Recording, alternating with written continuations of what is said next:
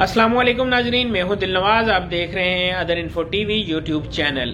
तरीके लब्बैक पाकिस्तान के कारकुनों खत्मे नबूवत पर जान कुर्बान करने वालों, आपके लिए ये वीडियो बना रहा हूं कि तरीके लब्बैक के जो सरबराह है साद हुसैन रिजवी को गिरफ्तार करने की कोशिश की गई है।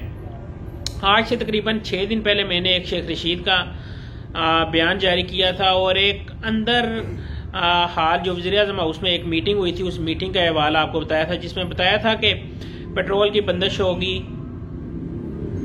कारकुनों को गिरफ्तार किया जाएगा, साद हुसैन रिजवी को गिरफ्तार करने की कोशिश की जाएगी, वगैरह वगैरह वगैरह। यकीनन वो बात मेरी दुरुस्त साबित हुई।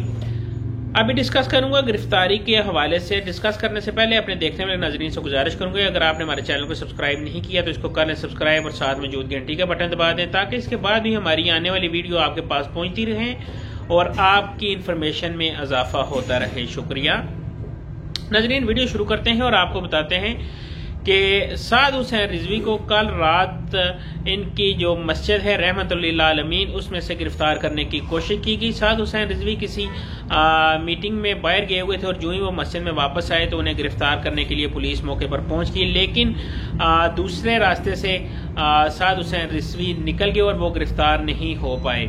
नाजरीन, गिरफ्तारी के जिस वक्त गिरफ्तार नहीं हो पाए तो साद हुसैन रिजवी ने एक बयान जारी किया है, जिसमें उन्होंने कहा है जी बेशक हमें हुकूमत गिरफ्तार कर ले, मुझे गिरफ्तार कर ले, मेरे कारकुनों को गिरफ्तार कर ले, लेकिन इस्लाम के जो मुजाहिद हैं, इस्लाम के जो कारकुन हैं, जो खत्मे नबूवत पर मर मिटने वाले हैं, वो 16 फरवरी आखिरी तारीख है और इंशाल्लाह 17 फरवरी को हम इस्लामाबाद की तरफ अपना रुख कर लेंगे और वहाँ जाके धरना देंगे और उस वक्त तक देंगे जब तक फ्रांस के सफ़ीर को हुकूमत बाहर नहीं निकाल देती। यह था पैगाम उनका।